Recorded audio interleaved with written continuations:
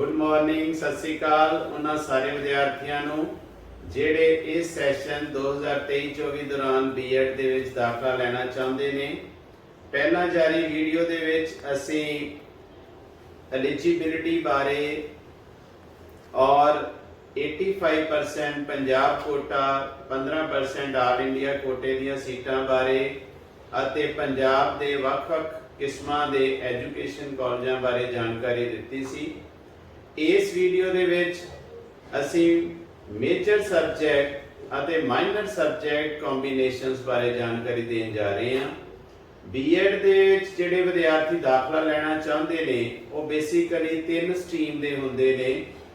ਜਿਹਦੇ ਵਿੱਚ ਪਹਿਲੀ ਆਂਦੀ ਹੈ ਸਾਇੰਸ ਸਟਰੀਮ, ਜਿਹੜੀ ਕਿ ਅੱਗੇ ਦੋ ਭਾਗਾਂ ਵਿੱਚ ਵੰਡੀ ਹੈ, ਮੈਡੀਕਲ ਔਰ ਨਾਨ ਮੈਡੀਕਲ।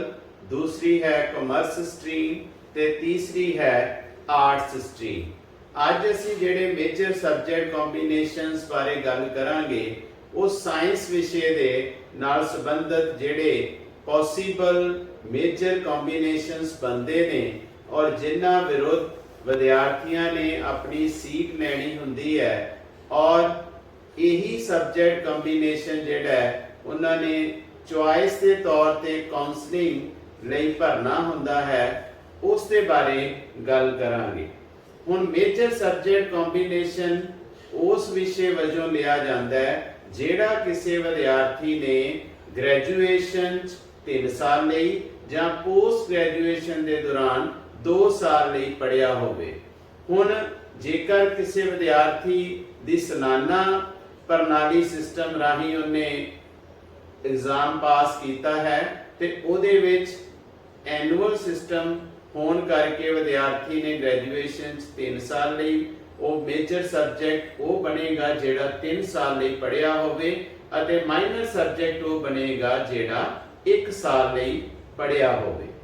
ਔਰ मेजर सब्जेक्ट 3 ਸਾਲ ਦਾ ਮਤਲਬ ਇਹ ਹੈ ਕਿ ਜੇਕਰ ਸਮੈਸਟਰ ਪ੍ਰਣਾਲੀ ਹੈ ਤੇ ਉਸ ਵਿਦਿਆਰਥੀ ਨੇ उस विषय ਨੂੰ 6 ਸਮੈਸਟਰ ਦੇ ਲਈ ਪੜ੍ਹਿਆ ਹੋਣਾ ਚਾਹੀਦਾ ਹੈ ਤੇ ਜੇਕਰ ਉਹ ਸਬਜੈਕਟ ਮਾਈਨਰ ਲੈਣਾ ਹੈ ਤੇ ਉਹ ਵਿਦਿਆਰਥੀ ਨੇ 1 ਸਾਲ ਯਾਨੀ ਕਿ 2 ਸਮੈਸਟਰ ਦੇ ਲਈ ਪੜ੍ਹਿਆ ਹੋਣਾ ਚਾਹੀਦਾ ਹੈ। ਹੁਣ ਸਾਇੰਸ ਦੇ ਵਿੱਚ ਜਿਹੜੀਆਂ ਦੋ ਸਟਰੀਮਸ ਆਉਂਦੀਆਂ ਉਹ ਨੇ ਮੈਡੀਕਲ ਤੇ ਨਾਨ ਮੈਡੀਕਲ। ਔਰ ਇਸ ਤੋਂ ਪਹਿਲਾਂ ਮੈਂ ਇਹ ਗੱਲ ਦੱਸ ਦਿਆਂ ਕਿ ਪ੍ਰੋਸਪੈਕਟਸ ਦੇ ਵਿੱਚ ਵੀ इन्हां मैडिकल कॉमर्स आर्ट्स ते साइंस स्ट्रीम दे सारे पॉसिबल कॉम्बीनेशंस नूं लिखिया होया है, लेकिन इस नूं पढ़न दा तरीका यह है कि जेड़ा विषय खब्बे पासे जां पहला लिखिया है वो मेजर विषय होएगा और जेड़ा सज्जे पासे जां दूसरे नंबर ते लिखिया विषय है ते वो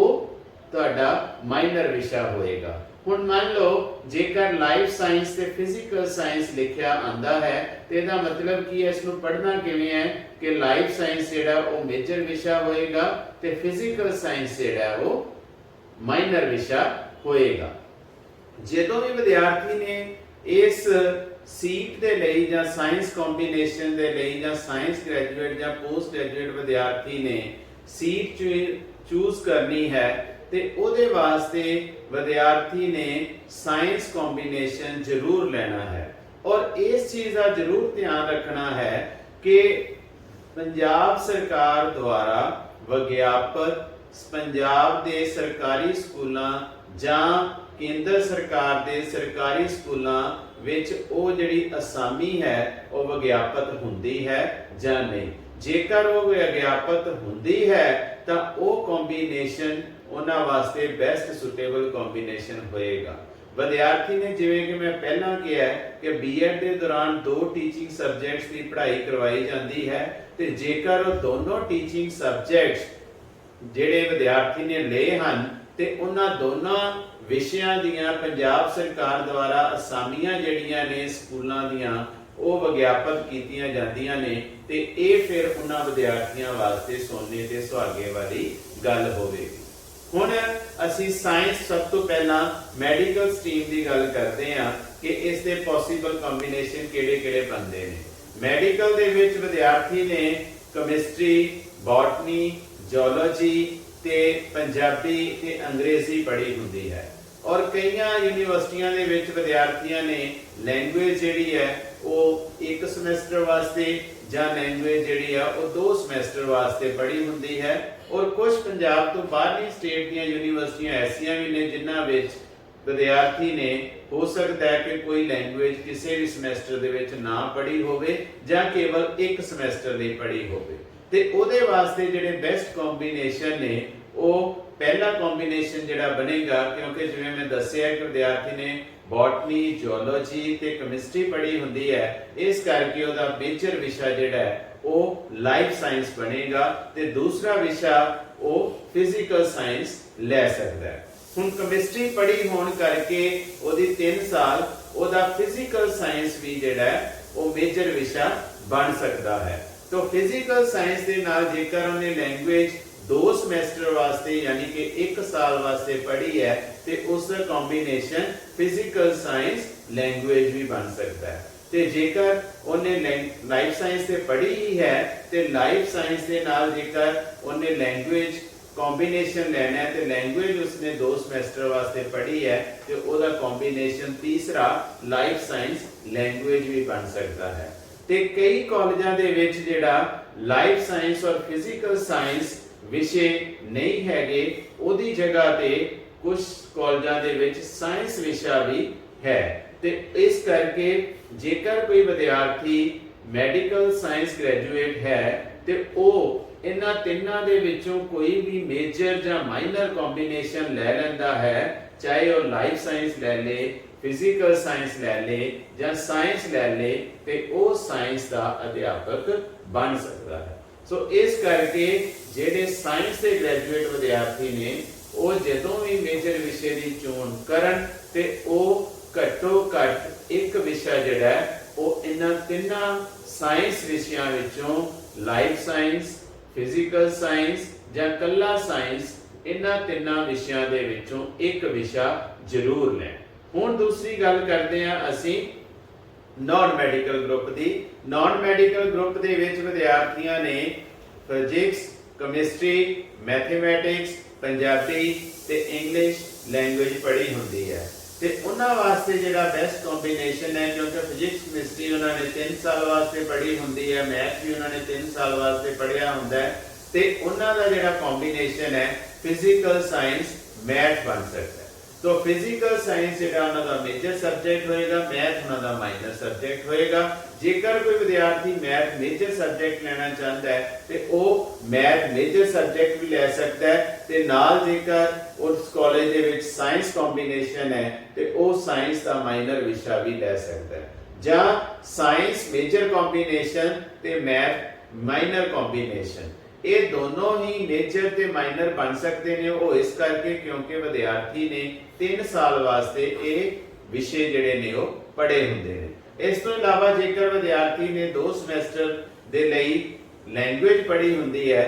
ਤੇ ਉਹ ਨਾਲ ਲੈਂਗੁਏਜ ਵਿਸ਼ਾ ਵੀ ਲੈ ਸਕਦਾ ਹੈ। ਜਿਵੇਂ ਕਿ ਮੈਂ ਦੱਸਿਆ ਹੈ ਕਿ ਫਿਜ਼ੀਕਲ ਸਾਇੰਸ ਲੈਂਗੁਏਜ ਕੰਬੀਨੇਸ਼ਨ ਵੀ ਬਣ ਸਕਦਾ ਹੈ ਤੇ ਮੈਥ ਨਾਲ ਉਹਦਾ ਲੈਂਗੁਏਜ ਕੰਬੀਨੇਸ਼ਨ ਵੀ ਬਣ ਸਕਦਾ ਹੈ। तो इसे तरीके दे नाल क्योंकि उन्हें फिजिकल साइंस दियां फिजिक्स ते केमिस्ट्री विषय पढ़े हुंदे ने इस करके वो साइंस विषय भी ले सकता है। इस करके ओदा कॉम्बिनेशन जेड़ा है वो science language science math physical science math ਜਾਂ मैथ लैंग्वेज भी बन सकते हैं। ते जेड़ा साइंस का विद्यार्थी है उन्होंने घट्टो घट एक मेजर विषय जेड़ा है वो साइंस का चाहे वो फिजिकल साइंस ले ਜਾਂ ਕੱਲਾ ਸਾਇੰਸ ले वो जरूर लेना चाहिए है। ते नाल मैथ का टीचर बनने वास्ते जेकर वो साइंस ते मैथ का विषय लेंदा है ते वो विद्यार्थी साइंस का टीचर भी बन सकता है ते मैथ का टीचर भी बन सकता है। ਹੁਣ ਅਗਲੀ ਗੱਲ ਕਰਦੇ ਹਾਂ ਕੁਝ ਵਿਦਿਆਰਥੀ ਜਿਹੜੇ ਬੀਐਸਸੀ ਐਗਰੀਕਲਚਰ ਜਿਨ੍ਹਾਂ ਨੇ ਕੀਤੀ ਹੁੰਦੀ ਹੈ ਉਹਨਾਂ ਵਾਸਤੇ ਟੀਚਿੰਗ ਆਫ ਐਗਰੀਕਲਚਰ ਵਿਸ਼ਾ ਹੈ ਅਤੇ ਉਹ ਟੀਚਿੰਗ ਆਫ ਐਗਰੀਕਲਚਰ ਵਿਸ਼ਾ ਜਿਹੜਾ ਹੈ ਐਗਰੀਕਲਚਰ ਦਾ ਉਹ ਕਾਉਂਸਲਿੰਗ ਦੇ ਦੌਰਾਨ ਭਰ ਸਕਦੇ ਨੇ ਤੇ ਜੇਕਰ ਉਹਨਾਂ ਨੇ 2 ਸਮੈਸਟਰ ਵਾਸਤੇ ਜਾਂ ਘੱਟੋ ਘੱਟ 1 ਸਾਲ ਵਾਸਤੇ ਲੈਂਗੁਏਜ ਪੜ੍ਹੀ ਹੈ ਤੇ ਉਹਨਾਂ ਦਾ ਵਿਸ਼ਾ ਐਗਰੀਕਲਚਰ ਲੈਂਗੁਏਜ ਬਣੇਗਾ। ਤੇ ਜਿਹੜੇ ਵਿਦਿਆਰਥੀਆਂ ਨੇ BSc ਹੋਮ ਸਾਇੰਸ ਕੀਤੀ ਹੈ ਤੇ ਹੋਮ ਸਾਇੰਸ ਉਹਨਾਂ ਦਾ ਮੇਜਰ ਵਿਸ਼ਾ ਹੋਏਗਾ। ਜੇਕਰ ਉਹਨਾਂ ਨੇ ਨਾਲ ਸਾਇੰਸ ਪੜ੍ਹੀ ਹੈ ਤੇ ਹੋਮ ਸਾਇੰਸ ਤੇ ਸਾਇੰਸ ਕੰਬੀਨੇਸ਼ਨ ਬਣੇਗਾ, ਤੇ ਜੇਕਰ ਉਹਨਾਂ ਨੇ ਨਾਲ ਲੈਂਗੁਏਜ ਪੜ੍ਹੀ ਹੈ ਤੇ ਹੋਮ ਸਾਇੰਸ ਨਾਲ ਲੈਂਗੁਏਜ ਕੰਬੀਨੇਸ਼ਨ ਬਣੇਗਾ। ਲੈਂਗੁਏਜ ਜਿਹੜੀ ਤੁਸੀਂ ਪੜ੍ਹੀ ਹੋਈ ਹੋਵੇ ਉਹ ਕੰਬੀਨੇਸ਼ਨ ਬਣ ਜਾਏਗਾ ਔਰ ਕਾਲਜ ਦੇ ਵਿੱਚ ਉਹ ਅਵੇਲੇਬਲ ਹੋਣਾ ਚਾਹੀਦਾ ਹੈ, ਚਾਹੇ ਉਹਨੇ ਹਿੰਦੀ ਪੜ੍ਹੀ ਹੈ, ਚਾਹੇ ਪੰਜਾਬੀ ਪੜ੍ਹੀ ਹੈ ਜਾਂ ਅੰਗਰੇਜ਼ੀ ਦਾ ਵਿਸ਼ਾ ਕਿਉਂ ਨਾ ਪੜ੍ਹਿਆ ਹੋਵੇ। ਔਰ ਲਾਸਟ ਜਿਹੜਾ ਸਾਇੰਸ ਵਿਸ਼ੇ ਦੇ ਵਿੱਚ ਇਨਕਲੂਡਡ ਹੈ ਉਹ ਹੈ bachelor of engineering and bachelor of technology, ਜਿਹਨੂੰ ਅਸੀਂ BE ਕਹਿੰਦੇ ਆ ਤੇ BTech ਕਹਿੰਦੇ ਆ, ਕਿਉਂਕਿ ਇਹ ਦੋਨੋਂ ਬ੍ਰਾਂਚਾਂ ਜਿਹੜੀਆਂ ਨੇ ਇਹਨਾਂ ਨੂੰ ਨਾਨ ਮੈਡੀਕਲ ਸਾਇੰਸ ਵਿਸ਼ੇ ਦੇ ਵਿੱਚ